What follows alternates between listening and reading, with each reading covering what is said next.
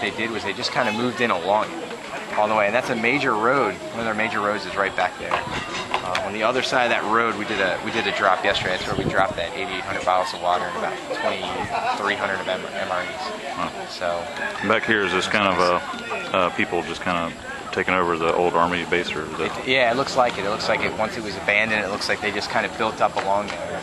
And of course, there's no way to tell if they were there. You know, we've asked around and trying to figure out if they were there prior to the earthquake or drawn. I'm sure the population has increased since the earthquake. It's just, yeah, it's difficult to tell. And they're camped out along back here. Yeah, you can kind of see, right when you go over the wall, yeah, you kind of see kind of a shanty village. I see. Where it's, I mean, you can see them a lot of times. You see them wheeling around a whole bunch of sticks that they've cut, and that's what they're using to build their frames for their tents and their homes. And then they're just using, looks like, sheet metal, tarps, things like these sheets right here. Anything they can find, huh? Yeah, a Snoopy sheet right here. It's anything to get them out of the sun. Right. You know, and it's, I guess heat is not, cold is not a consideration much. No.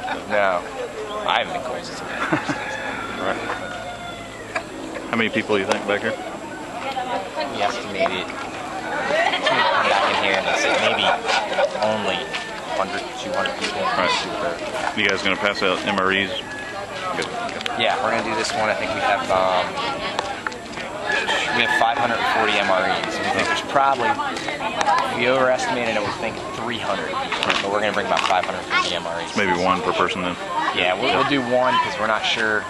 Like we talked about earlier, you know, every one of those tents holds a family. It's hard to tell how many are actually in that family. Right.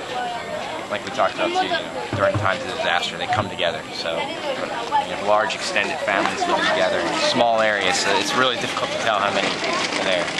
You guys are going to just come back down right here, right? I think so. I think what we'll end up doing is, it doesn't look like we can shut a gate. Right. So we'll have probably an increased presence with paratroopers at the gate. Just bring the vehicle down in here and probably form a line.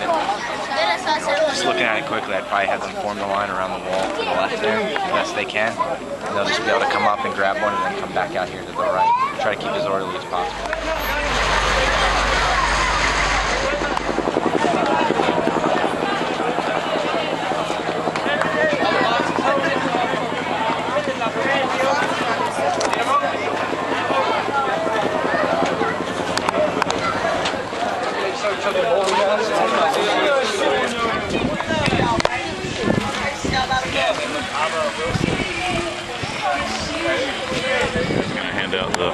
Each one to him or to the families, or? Yeah, they should get. I think we're gonna get 2 apiece of that. Right. And then when we did it, the one lady was like, "Listen, these 6 or 7 that you guys picked are not local." Right. So they wanted them out of there, and we accommodated. We said, "All right, understand, right, no problem." Yeah, it's really interesting. I mean, they really will organize their own. If you get them to kind of divvy it up themselves, then it's a lot better. Yeah, right. We get them actually on the trucks, them handing it out, that kind of thing. So we're going to try something new at the next site where we kind of just hand them boxes and then watch how they distro, and we'll see how it goes. How they give it out. The key is to find leadership amongst the camp. Right. That's the key, is to find the leadership.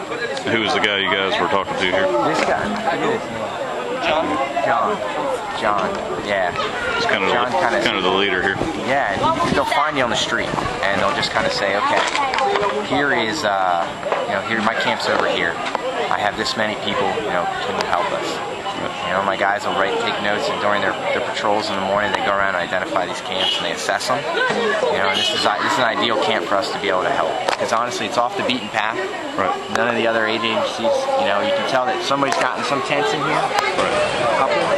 But you'll see the larger camps have a lot more of these red dome tents, and you ask them how much aid they receive, and they receive a good amount. Right.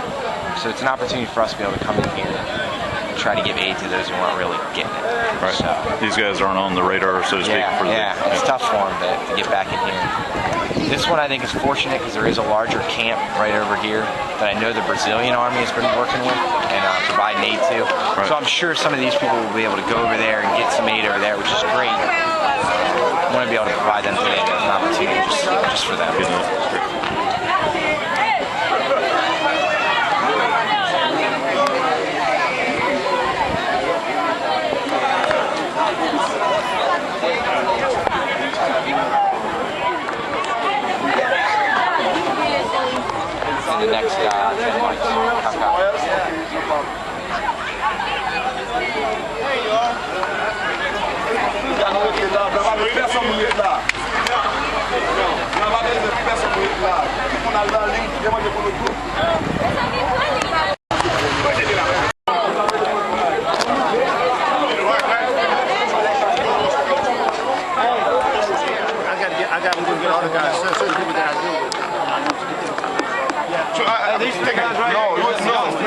How many people do it?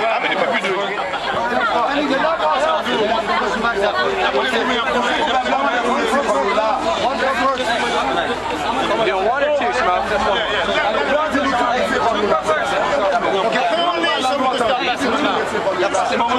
Yeah. Hey, Smoke, there's not that many people here. Two. Two guys. No, two per. One person. Two per person. Yeah, we got airlines. Okay.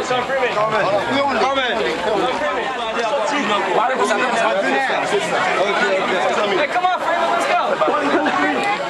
Just keep the line going. LT, you want the line to keep going?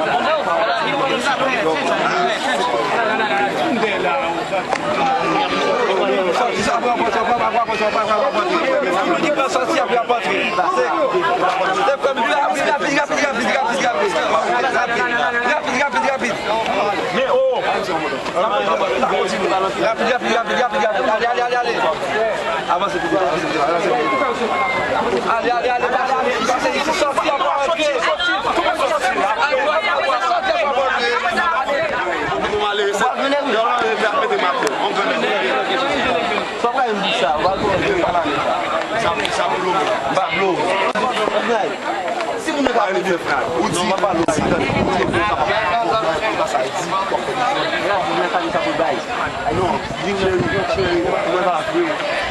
ça fait même 7. Et pas seulement là-bas, mais les plusieurs côtés. Rapide, mes amis, rapide. C'est toujours là, oui.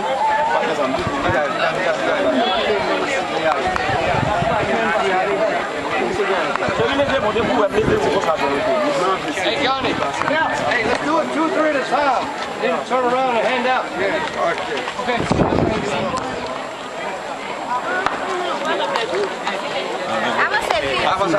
Avancez vite. Avancez là, deux mots. Voyez-moi.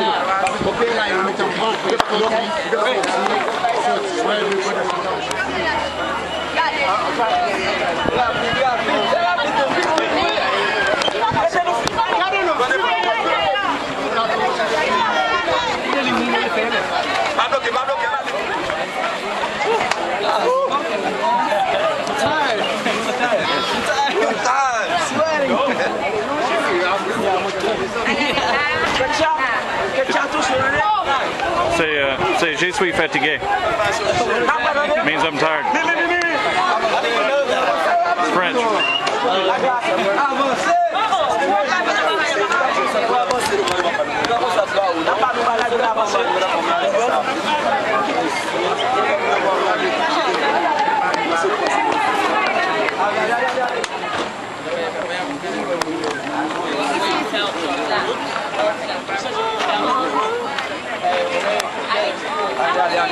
Allez, c'est fini. Là.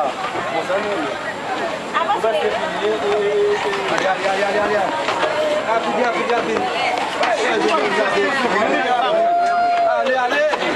Rapide. Allez.